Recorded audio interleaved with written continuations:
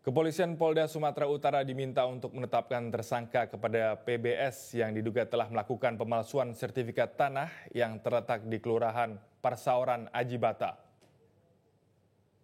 Meski telah melakukan gelar perkara atas dugaan pemalsuan surat di atas lahan seluas 16.442 meter persegi, namun hingga kini Direktorat Reserse Kriminal Umum Dirkrimum Polda Sumut belum menetapkan tersangka.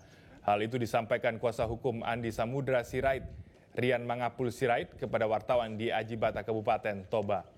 PBS dilaporkan atas dugaan tindak pidana pemalsuan surat, pemalsuan tanda tangan, dan pemalsuan KTP atas nama Andi Samudra Sirait yang merupakan salah satu ahli waris. Rian mengatakan kliennya tidak pernah menyerahkan KTP ataupun memberikan tanda tangan di dalam warkah tanah ini. Sementara dalam kesempatan yang sama, Ketua Adat di Kelurahan Parsaoran, Aji Bata, Nasir Sirait, sangat menyayangkan adanya penerbitan sertifikat hak milik di lahan seluas 8 hektar termasuk lahan 16.442 meter persegi yang saat ini tengah diproses di Polda Sumut.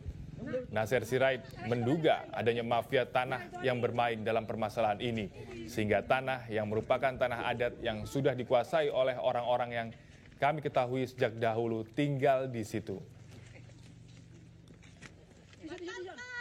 Tersebut kami menduga bahwa Poltak atau PS ini diduga membuat surat palsu sebagai dasar penerbitan sertifikat tersebut. Kenapa kami duga palsu? Karena surat yang diajukan ke dalam warkah tersebut, pihak-pihak di dalamnya itu semua tidak bertanda tangan. Satu. Kedua, keterangan-keterangan yang dalam warkah tersebut juga tidak benar. Jadi kami selaku raja di Aji Bata ini merasa tidak senang dan kami akan gugat ini sampai kemana pun, karena ini akan merusak generasi akan mendatang.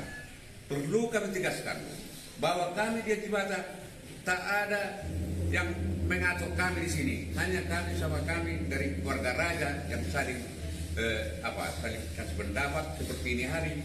Kami rapat besar ini dari Raja Aji Bata, udah disinilah tokoh-tokohnya semua membicarakan ini. Semua kaget dan semua heran. Apa iya?